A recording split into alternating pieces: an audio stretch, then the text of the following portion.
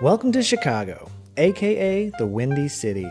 Chicago is America's third largest city, and it is the most populous city in both the state of Illinois and the U.S. Midwest. Known for its take on classic American dishes, Chicago is home to the deep dish pizza and the Chicago-style hot dog. It's also known for its jaw-dropping architecture and skyline, and for its history involving jazz, booze, and 1920s gangsters like Al Capone. In this video, we will provide you with 10 must-dos to add to your itinerary for your next visit to the Windy City. From a hidden speakeasy where magic is performed right in front of you, to daring you to see if you can handle the Chicago tradition. Say hi to our friend Nikki.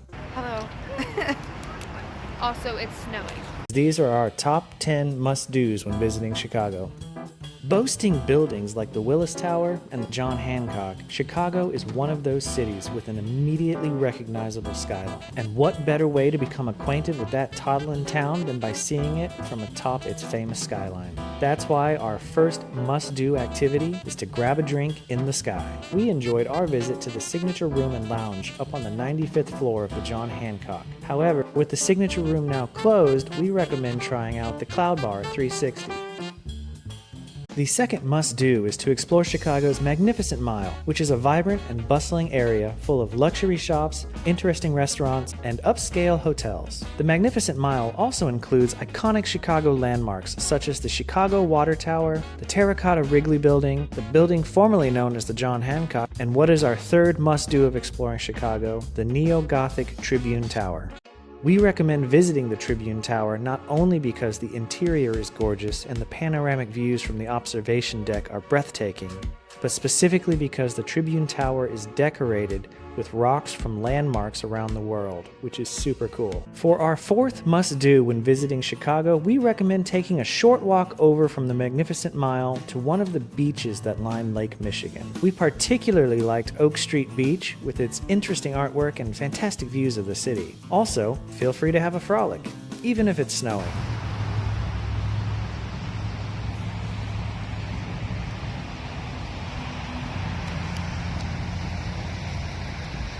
And there is the love of my life.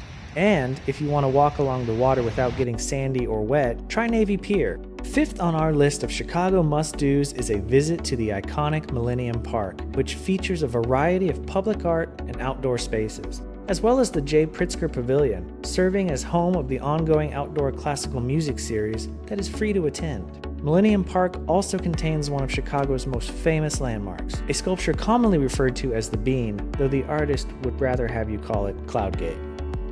For our sixth must-do of Chicago, we're going to recommend a tradition instead of a place. Assuming you haven't already heard of it, allow us to introduce you to Malort. Here's bucket list bars for a bit more history on Malort. This vile drink was created in the early 20th century by a Swedish immigrant to Chicago named Carl Jeppsson, who apparently had no taste buds. The word Malort translates literally to moth herb, and it's a Swedish name for wormwood, which is what's used to flavor this stuff, much like the other famous wormwood drink, absinthe. Malort gained a popular following in Chicago after Prohibition, and became known as a drinking man's drink. Most of its advertising focused on its niche popularity and practically challenged people to try it, suggesting that only quote-unquote real drinkers would like it. Look, this stuff is as terrible as they say, but it's also a Chicago tradition.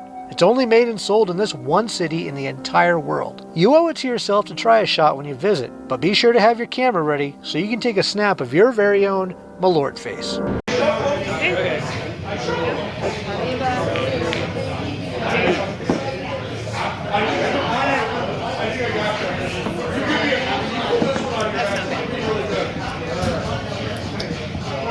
Like the aftertaste kind of sucks. It sits there for a little bit on the back of your tongue, but it used to be a whole lot worse.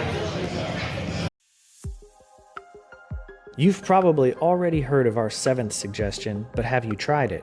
Our seventh Chicago must-do recommendation is to go try a deep dish pizza. We really enjoyed the pizza at Gino's East, but there seems to be an ongoing debate as to which eatery has the best deep dish pizza in Chicago. Our recommendation is that you try Gino's East, but you probably won't go wrong if you try any of the other pizzerias included in the debates you'll find online. Ladies and gentlemen, for our eighth must-do, we recommend the Chicago Magic Lounge, part speakeasy, part magic theater, This cocktail/entertainment venue is 100% awesome. However, patrons first have to make their way inside by finding the entrance. The entrance is a secret door hidden behind what appears to be a working dryer in a seemingly nondescript washateria. Do your laundry, you're not in the right spot. Hidden behind this is a secret door to the Chicago Magic Lounge. Once you find that door and make your way inside, prepare yourself for some delicious cocktails and a magic-filled evening. The Chicago Magic Lounge is split into two areas, with the first containing the bar and some lounge seating, and the second containing a stage and audience seating, which is where a more traditional magic show is performed. If you do have a ticket, you'll get to go through the library to get into the theater.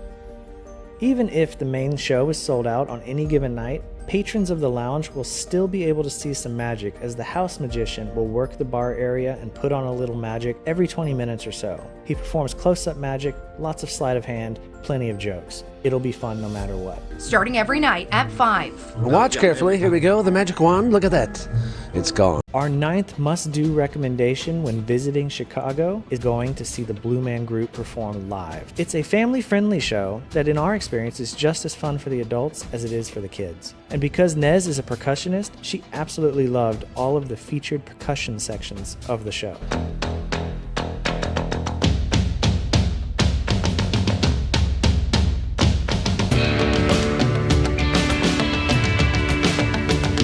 Also, be aware that if you sit in one of the front rows, you are in the splash section and may be leaving a little bluer than when you arrived. I'm afraid I just blew myself.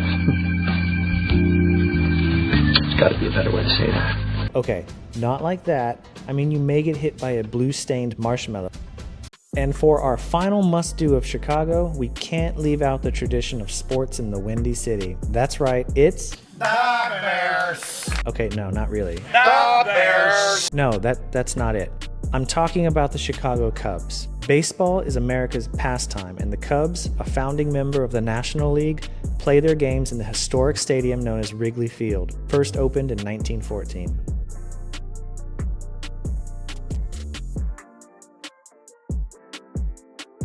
Fun fact, I used to live right here, across the street from Wrigley. The area around the stadium, known as Wrigleyville, is a neighborhood full of things to do, including bars, restaurants, and shops.